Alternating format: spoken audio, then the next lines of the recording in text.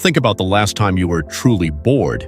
And I don't mean I have nothing to do bored. I mean the kind of boredom where you weren't reaching for your phone, weren't listening to a podcast, and you weren't even thinking about your grocery list. If you can't remember, you're not alone. We have officially killed boredom. We've replaced it with optimization. We scroll through productivity porn on Instagram, we listen to 2x speed audiobooks while we shower, and we feel guilty if we sit on a park bench for 5 minutes without learning something. But here's the irony. Our always-on culture is actually making us dumber. It's making us less creative, more anxious, and, let's be honest, completely exhausted. Today we are going to look at what happens under the hood when you finally hit the brakes. We're going to talk about why doing nothing is actually a high-level cognitive skill. We're going to explore the hidden chemistry of a resting brain, the secret reason you get your best ideas in the shower, and how to reclaim your mental clarity. Because if you think rest is for the weak, you're about to find out that rest is actually the ultimate superpower.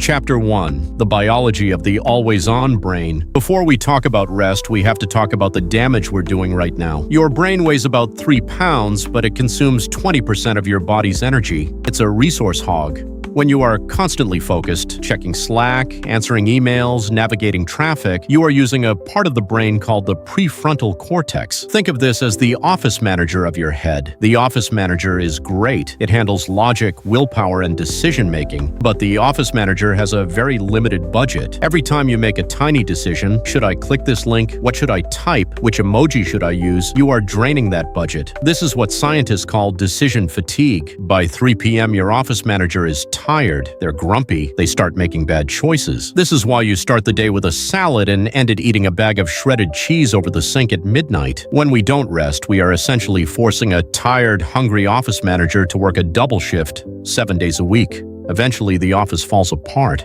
Chapter 2. The Default Mode Network, the Secret System. Now, here is where it gets cool. For decades, scientists thought that when you stopped focusing, your brain just went quiet. In 2001, a neuroscientist named Marcus Reichel discovered something that changed everything. He put people in an fMRI scanner and told them to just let their minds wander. He expected to see the brain's activity drop.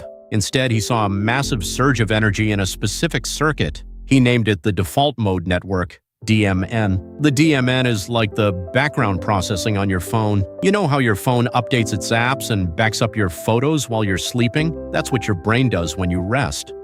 When the office manager steps out for a coffee break, the DMN takes over. This is the part of your brain responsible for consolidating memories. It takes what you learned today and files it away. Self-reflection. It helps you understand who you are and what you believe. Empathy. It's where you process social situations and understand others. If you never let your mind rest, you are essentially canceling your brain's backup. Your memories don't get filed properly. Your sense of self gets shaky. Chapter 3. Why your best ideas happen in the shower. Let's solve a mystery. Why do aha moments never happen at your desk? When you're staring at a screen trying to solve a problem, your brain is in focused mode. It's like a flashlight with a very tight beam. You're looking at the problem, but you're only seeing a tiny part of it. When you hop in the shower, or go for a walk, or just stare out the window, your brain switches to diffuse mode. In diffuse mode, the flashlight beam widens. Suddenly, your brain can see connections it missed before. It realizes that the problem you're having with your work project is actually very similar to a puzzle you solved 10 years ago. Click, the connection is made. The aha moment happens. If you're constantly consuming podcasts, music, social media, you are keeping the spotlight on. You are never giving your brain the chance to connect the dots. You're collecting all the Lego bricks, but you're never taking a second to actually build the castle. Chapter 4. The Digital Sugar Trap. Here's the tough love part of the script. We need to talk about why your rest isn't actually resting you. Most of us think that if we aren't working, we're resting. So we sit on the couch and scroll through Instagram. But here's the truth. Scrolling is not rest. It's low-value stimuli. Your office manager is still at his desk and he's getting bombarded with tiny, useless memos every microsecond. Think of it like nutrition. Real rest is like a balanced meal. Digital scrolling is like eating straight white sugar. It gives you a tiny hit of dopamine, but it leaves you feeling crashed and depleted 10 minutes later. Chapter 5. The Janitor in Your Head. Let's get a bit gross for a second. Your brain is a biological organ, and like any organ, it creates waste. When your neurons fire all day, they produce a protein called beta amyloid. If this builds up, it's toxic. It's literally brain sludge. While you are awake and active, your brain is too busy to clean this up. But when you enter deep rest, a system called the glymphatic system turns on. It's like a power washer. It pumps cerebrospinal fluid through your brain and flushes the sludge into your circulatory system to be filtered out. When we say we're burnt out, we aren't just being dramatic. We are literally experiencing a buildup of metabolic waste in our heads. We are clogged. Rest is the plumbing. If you don't rest, you're living in a house where the toilets haven't been flushed in a month. No wonder you can't think straight. Chapter 6, the fear of being alone with your thoughts. Why is rest so hard? Why do we reach for our phones the second we have a free moment? Because for many of us, unstructured time is terrifying. When the noise of the world stops, the noise in our heads gets louder. We use busyness as a shield. If I'm busy, I don't have to feel. If I'm busy, I don't have to face myself. But here's the thing, those thoughts aren't going away. They're just sitting in the waiting room getting more and more annoyed. Chapter 7, the 7 flavors of rest. Most people think rest is a binary switch. You're either working or you're sleeping. Think of your energy like a dashboard in a car. You don't just have one fuel gauge, you have oil, coolant, tire pressure, and battery life. Mental rest. This is for the person who feels like their brain is a browser with too many tabs open. 2. Sensory rest. Notifications, bright LED lights, background humming. Your senses are being bombarded. 3. Creative rest. If you feel like you've run out of ideas, it's because you've spent all your creative currency without making a deposit. 4. Emotional rest. Are you the strong friend, the one everyone vents to? If you feel like you have to keep a mask on. 5. Social rest. This happens when we spend too much time with energy vampires or people who require us to perform a certain role. 6. Spiritual rest. This is the deep stuff. It's the feeling that your work doesn't matter or that you're just a cog in a machine. 7. Physical rest. This is the obvious one, naps and sleep, but it also includes active physical rest like stretching or yoga. Chapter 8, the history of the hustle, how we got here. For most of human history, rest wasn't a choice, it was forced by nature.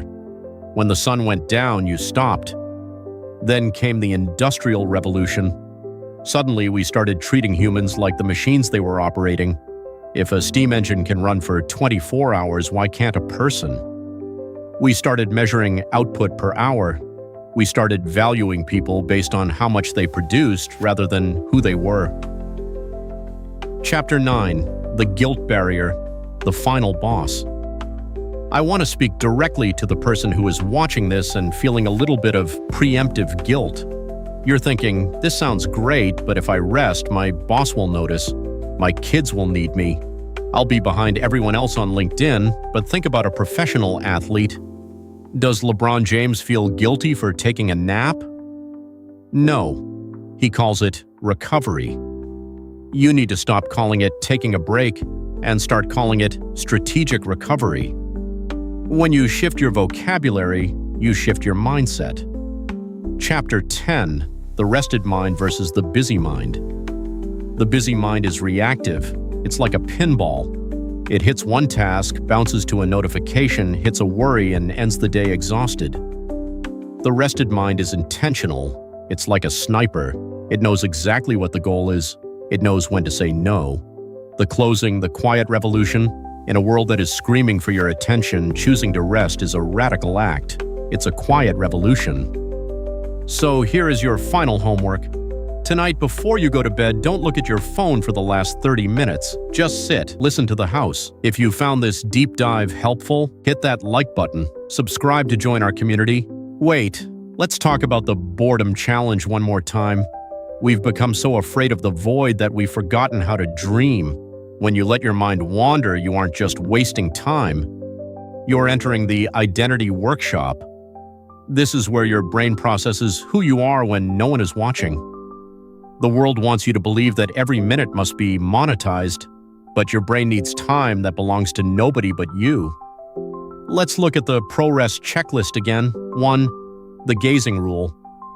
Spend 5 minutes a day just looking out a window, no phone, no music. 2. The tech-free walk. Go for a walk, but leave the headphones at home. Let the world be your soundtrack. 3. The micro break. Every 90 minutes, stop. Close your eyes for 60 seconds. Let the spotlight turn off. 4. The creative sandbox. Do something with your hands that doesn't have a score, garden, color, or organize a drawer. When you do this, you aren't falling behind. You're sharpening the axe. A dull axe takes 10 times longer to cut a tree. You are a human, and humans were meant to wonder. We were meant to stare at the stars and ask, why? So I'm going to stop talking now. I'm going to give you your first 60 seconds of rest right here, right now. Keep the silence, keep the space, and when you're ready, come back to the world refreshed. Rest on purpose, without shame, like a pro. See you in the next one. Think of the bow and arrow. If you want the arrow to fly far, you have to pull the string back. You have to create tension. If you just hold the arrow and try to throw it, it goes nowhere. Rest is the pulling back. It feels like you're moving away from your goals. But that tension is what gives you the power to fly when you finally release. You are not a machine. Even the most powerful servers in the world need to be cooled down. Even the most fertile soil needs a season where nothing is planted so it can regain its nutrients. You are part of nature, not separate from it. And nature works in cycles of growth and rest. If you try to have a permanent summer in your life, you will eventually experience a total collapse. So when you say you don't have time to rest, what you're actually saying is, I'd rather spend 8 hours being frustrated than 2 hours being brilliant. It's time to reclaim your mental clarity. It's time to give the janitor the keys to the building. It's time to stop fighting your own biology. Because you're not lazy, you're human, and even superheroes need naps.